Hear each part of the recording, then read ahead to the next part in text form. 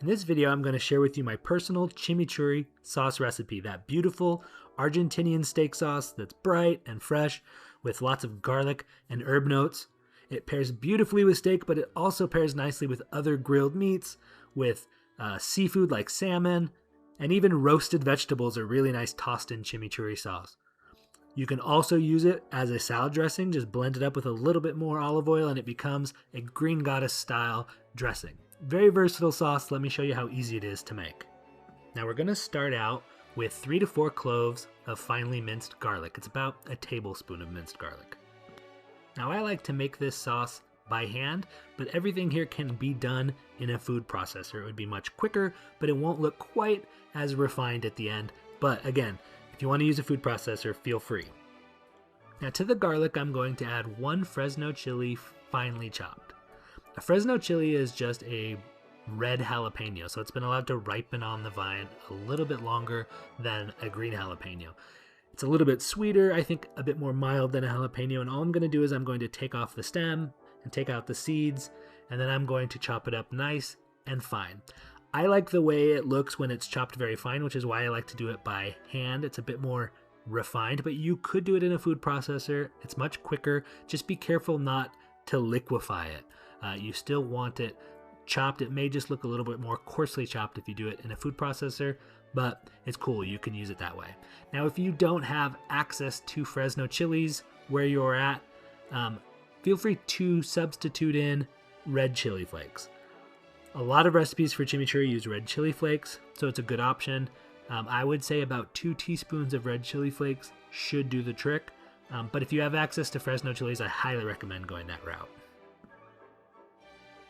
Now I'm going to add 2 to 3 sprigs of oregano. I'm just going to take the leaves off of the sprigs. It's about 2 tablespoons of fresh oregano leaves, and then I'm going to chop them up nice and fine. A lot of people will use dried oregano in their chimichurri sauce recipes. I prefer fresh, but you can substitute in dried if that's what you have.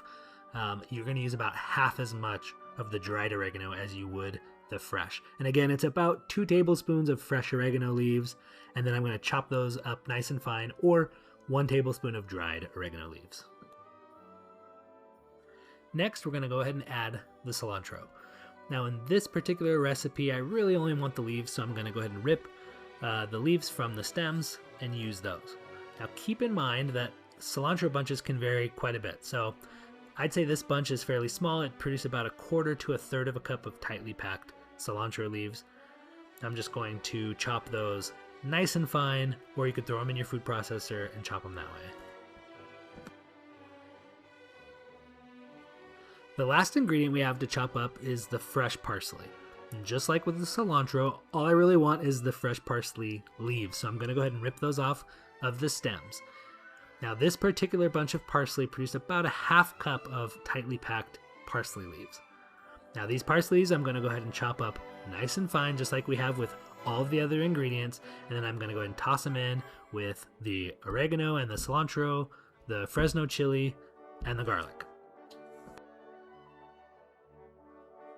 Now that we have all the ingredients chopped up, it's time to season with salt and acidity, as well as add our oil. So first I'm going to add a nice healthy pinch of salt. It's about 1/4 teaspoon of salt.